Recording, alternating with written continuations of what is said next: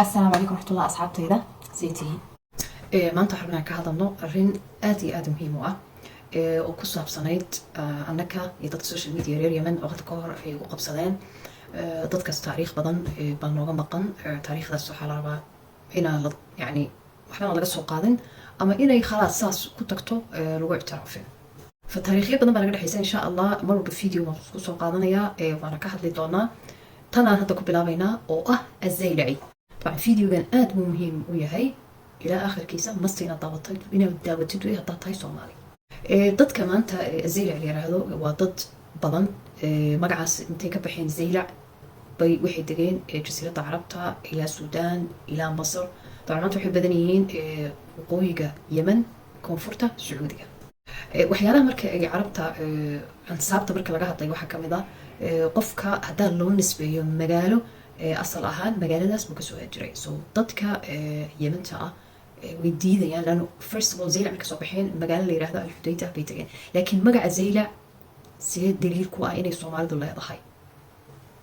waxaan ku bilaabaynaa dimashq suuriya masaajidka macruufka oo la yiraahdo jaamic al-umawi jaamic al-umawi waxaa jirtay corner dhan ay soomaalidu leedahay oo la oran jiray cornerka zayaalica ama zaylaciga ah كورنركنا طبعا اكتيسا واكتا وحو اها قبر عفوا نبي اوكي اكتا نبيga يحيى عليه السلام سيدا فيديو غاني soo dhigayo kadib waxaa dhacay dawlad baa waxa jiray nin xukumi jiray oo sultaana masar xukumay oo dawlad faatimiya la yiraahdo ninkaas marka wuxuu go'aansaday inuu acbidada oo dhan ku taala dimashq inuu usoo raro masjid al-azhar ama jaamic al-azhar masjidka hada azhar sharif loo yaqaan qaahira oo cilmiga dhan laga barto koonarada marka ugu horeysay uu soo raray oo ugu duugsanaa waxa weeye camuud azaylaci oo qaahira ku taala okay jaamic al-azhar taas marka cimrigiisa waxa lagu qiyaasayaa 1000 sano طبعا كان يو اماجن haddaan kugu yiraahdo midka dimashq oo ziyaarada leedahay 1000 sano way ka badan tahay ka fogtahay after that kullu halkaas ay qof oo Soomaali oo zaylac ka baxa halkaas uu aadi jiray طبعا dad badan baa xagga naga aaday oo hadhowna yani khalaas halkaas yani ay joogeen ay ku guursadeen ay degeen maanta bas waxa haystaan magacii azaylaci laakiin asalkooda inay Soomaali yihiin way ogyihiin waxa ugu faamoosan Abdullah bin Yusuf bin Muhammad azaylaci waa ninka kitaabka muhiimka ah fiqiga soo alifay oo la yiraahdo nusub ar-raaya oo ilaa hadda ay qof caalam islaam oo shariicada dhigta masti kitaabkaas waa inuu bartaa kitaabkaas hadduu baran hadduu kor ku hayn ما الله سينا شهادة إجازة especially فقه أما مادة الفقه ما هكلية فقه أي كمان أما أيضا أحاديثة يعني أحاديثة especially مذهبك حنفية طبعا سير هالكلام وجه الدار وحكو قرن بحكو كل شيء زيلع وحنا انطي سنة كي تطور بقول يا انتاس يعني صار كتاب طبعا بوقتي حتى از أحاديث فقه بوقت عالم الإسلام أو قديم كابو كمدي هاي وبيسي كاسا يعني شيء كورا ضاينا كبور أهو عبد الله الزيلعي أما أبو محمد سنة لو يقانو بوغان وأحاديثته وصحيحة يكو قرنطهي وحي كدوك سنيد أما وحي كهريسي بوغاكتا صحيح البخاري بخاري قدنا نقان طبعا بخاري تخصص أحاديث دورن إنه صحو لكن زيلعي كان الله يرحمه طبعا كل قد تخصص وحوها أحاديثته فقه حنفية لكن ستيل أحاديث حتى الغركة للسحية ولا كلا ساري أما لك لشانديني فكمان أصدق بيسك سيدا البخاري وكله يعني هالكاس حتى وقادر ليش لأن البخاري وكهر بشيء وكهر شوي ميبي يعني بقول سنة ما لها سوي دحية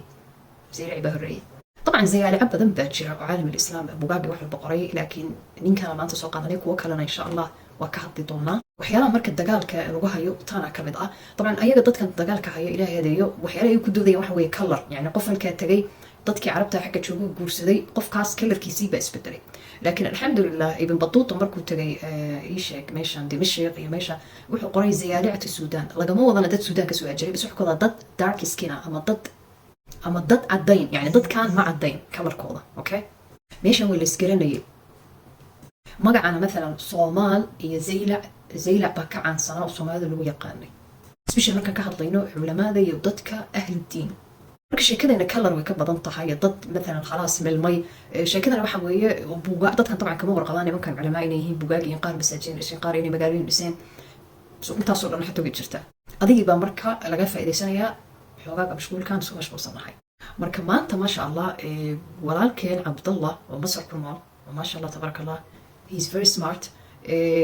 كورنركي زيلعيga طبعا waxyaalaha laga xumaado waxa weeye كورنركي زيلعيga ah Soomaaliga dhinaca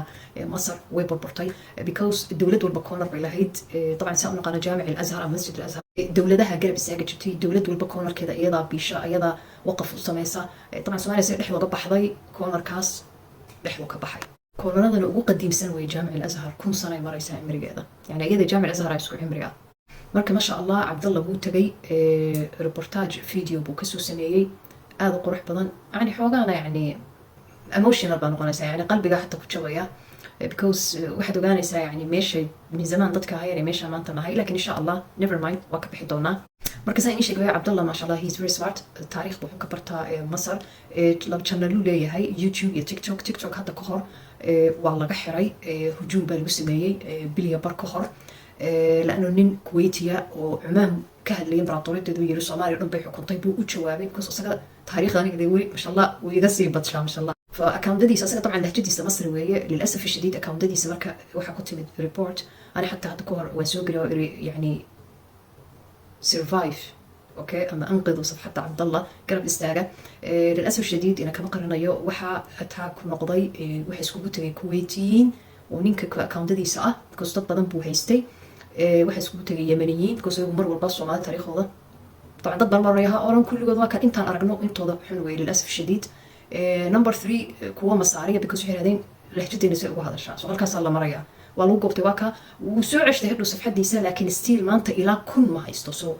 support siya dadka taariikhda Soomaalida oo goob joog u ah oo Soomaaliya طبعا halkan ay kaga tagaya حتى mention way kaga tagaya safxadiisa عبد الله wuxuu ku soo galaa Black Angel waa kaas hawsha la socda waa salaam asxaabi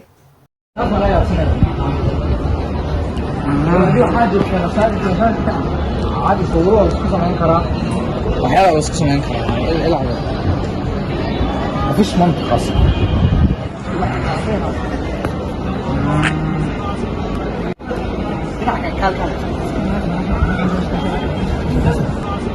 سلام محدش هيجي يطلع لك الشهر مع عالم